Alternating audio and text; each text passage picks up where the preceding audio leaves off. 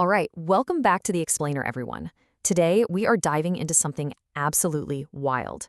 We are unpacking a highly complex, intensely multi-layered strategic clash. We're going to be looking at the confrontation with Gargulum. Now, in our source text, Gargulum isn't just a tough general. He is literally described as being war itself. And what we have here is an incredible example of asymmetrical warfare, because the heroes are, quite literally, fighting an earthquake. Seriously, think about that for a second. How do you defeat an enemy whose very movement shatters the ground beneath your feet?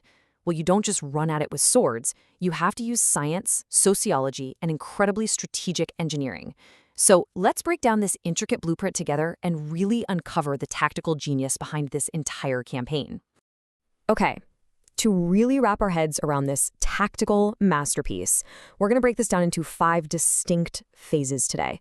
We've got the multi-front war, sowing earth suturing seeds, the Golem army siege, awakening the killer ghost, and finally, summoning the Silver Reaper. So, let's jump right into phase 1, the multi-front war, setting the strategic stage. You know, what's so fascinating about the warfare in this universe is that it is just remarkably sophisticated. The antagonists, who are known as the generals of Saryu, they don't just attack standing armies, they attack the environment itself, and more importantly, they attack the human spirit.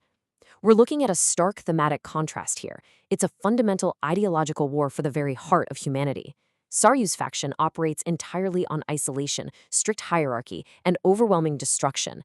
They literally heat the climate and cause massive earthquakes, and the whole point of this is to purposely spread fear to break the human spirit.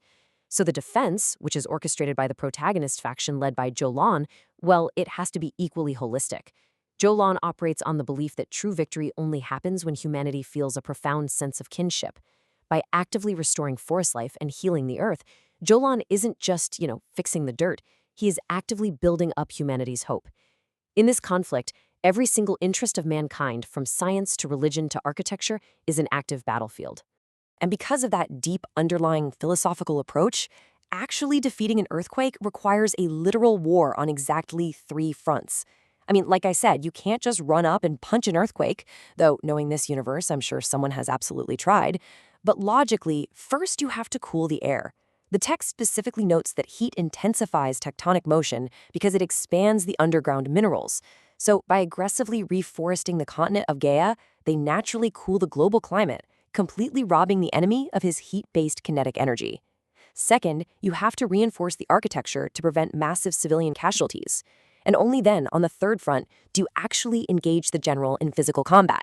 It's just a highly logical progression. Which brings us right to phase 2, sowing earth-suturing seeds, architectural and ecological warfare. To actually buy the time needed for combat, these heroes had to essentially retrofit an entire continent's infrastructure. That is a massive undertaking. They realized early on that earthquakes kill primarily through the catastrophic collapse of heavy structures. So they implemented this really brilliant 3-step process. Step 1, completely change the building materials. They sourced these woven reeds from a neighboring continent that act like incredibly strong yet incredibly lightweight bricks. Step 2, change the core structural design. Instead of binding bricks inseparably, which, causes massive, lethal, heavy walls to fall all at once, they built everything using disconnected, hive-like blocks. And step 3, rigorous, relentless stress testing. They literally hammered miniature versions of these new buildings to prove that when a massive quake hits, only small, individual, non-lethal blocks will fall. They managed to completely neutralize the fatal threat of falling buildings before the enemy even woke up. And working right alongside that architectural revolution, we have the ecological warfare side of things, the earth-suturing seeds. This timeline is just fascinating to me. These magical plants don't just sprout and grow upward right away. For the entire first month, you don't even see a single seedling above ground. Instead, they prioritize digging. Their roots burrow kilometers deep and incredibly wide, intersecting beneath the major cities to create this massive continent-wide underground mesh. It's only after they have burrowed through solid bedrock that they finally shoot upwards, and then their growth just explodes over the next 4 months, until they rival these towering baobab trees. The text emphasizes a really profound lesson here. Things that take the time to put down deep roots are going to thrive much better than things with shallow roots. So the ultimate result of all this 5-month preparation? It's staggering. When Gargolem, the literal general of war, finally wakes from his slumber deep underground, he tries to trigger this cataclysmic earthquake. But he can't. He experiences a physical cause and effect magic system at work. Because the massive reforestation cooled the climate, the subterranean minerals won't agitate. And because that massive underground root mesh is acting as literal sutures, the soil is physically, stubbornly locked together. Gargolem's tectonic tremors are completely neutralized while he is still laying in his own bed. It is just a flawless, masterclass preemptive victory by the heroes. All right, moving on to Phase 3, the Golem Army Siege, the weather countermeasure. Now, Gargolem isn't called the General of War for nothing. He realizes his main weapon is totally disabled, so he pivots immediately. He launches a relentless, continent-spanning army of dusty, earthen giants directly on the city. His goal here is to drag the battle out and force a chaotic, exhausting melee. But the Masters are entirely ready to manipulate the terrain right back at him. Master Andrea uses her god weapon to generate a massive, torrential thunderstorm. And remember how we talked about cooling the climate in Phase 1? Well, that previously cooled air actually makes summoning this massive storm much, much easier. It's all connected. The heavy, driving rain turns the dry dust of those advancing golems into thick, heavy, wet mud. The terrain itself turns against the enemy, causing these earthen golems to physically weather, crumble, and just fall apart under their own waterlogged weight. But here's the problem. Despite the driving rain, the Golem army just keeps multiplying. Their overall numbers simply aren't dropping fast enough. Through telepathic communication, the Masters are able to deduce Gargolem's puppeteer tactics. He is actually hiding his true body far, far away and animating these endless golems remotely. But logically, to control an army of this unbelievable size, he needs a network. He's utilizing specific, highly intelligent commander golems scattered throughout the army to act as relay points for his power. Once the Masters realize this, they make a vital, game-changing shift in their strategy. They stop fighting the endless, mindless grunts, and they start hunting down these intelligent relay points, because destroying just one commander instantly paralyzes all the mindless golems under its direct control. It systematically cripples Gargolem's rapidly regenerating forces. Let's shift gears and look at Phase 4, Awakening the Killer Ghost, the Power to Protect. While the Masters are out there busy fighting the army outside the city, Gargolem pulls a really dirty trick. He uses his remote animation power to spawn golems directly inside the city's defensive walls. A young hero named Hozek suddenly finds himself completely trapped. He is currently projecting a massive defensive dome over the entire city. If he drops that dome, the outside army floods in and everyone dies. But if he keeps it up, the golems inside will slaughter the civilians anyway. He is paralyzed by this impossible tactical trap. And in that moment of despair, Hozek recalls the dying words of his father. There are two kinds of power in this world, the power to destroy and the power to protect. His father had told him that true strength doesn't ever come from a desire to ruin things, but from abundant love and the unyielding absolute desire to shield others. This profound realization is what allows Hozek to finally push past his limits as a purely defensive fighter. And by drawing on that profound love, Hozek awakens this mythical martial art called the Killer Ghost. It's fascinating because it combines two very distinct powers. First, you have the Eyes of the Phoenix, which allows the user to perceive a vital, desperate need.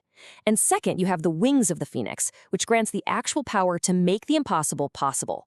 When these two are combined, it instantaneously transports the practitioner directly to a foe's specific vulnerability. It literally translates pure, raw protective instinct into a precise, devastating tactical advantage on the battlefield. And the way he actually applies this on the battlefield is completely mind-bending. Hozek doesn't just, magically spawn clones of himself. He utilizes the Wings of the Phoenix to achieve a state of extremely high-speed oscillation. He is moving so incredibly fast between different points that he creates literal, physical afterimages. He manages to pull off the ultimate dual feat. His sheer speed allows him to essentially be in multiple places at once, literally shattering the enemy golems inside the city, while simultaneously maintaining the illusion and the physical reality of holding up the city's massive defensive dome. He protects the innocent while completely and utterly devastating the internal threat. It's just a phenomenal sequence. Now we are at the grand finale, Phase 5, Summoning the Silver Reaper, Finding the Hidden General. With the internal threat handled and the relay points steadily falling on the outside, the heroes realize that a war of attrition is a losing game. They absolutely have to find Gargolem's true body.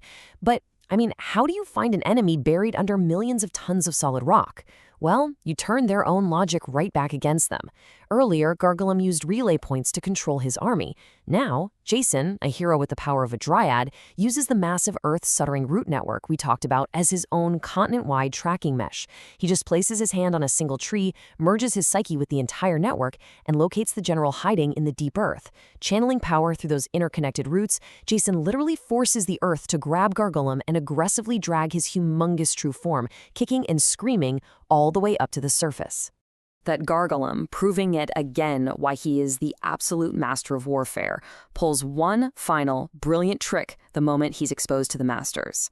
He immediately dissolves his entire massive body into dust. Sacrificing the sheer quantity of his endless army, he opts for massive quality.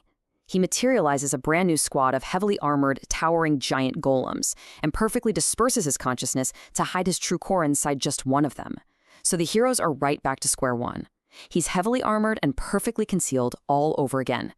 So how do you find the real one? Well, Hosekazek uses an ability to peer into the spiritual resonance of the battlefield, and this triggers this really profound flashback to a boy named Rhaegar. In this vision, Rhaegar is being tempted by three very selfish spirits. Alluris offers him the power to control the hearts of men.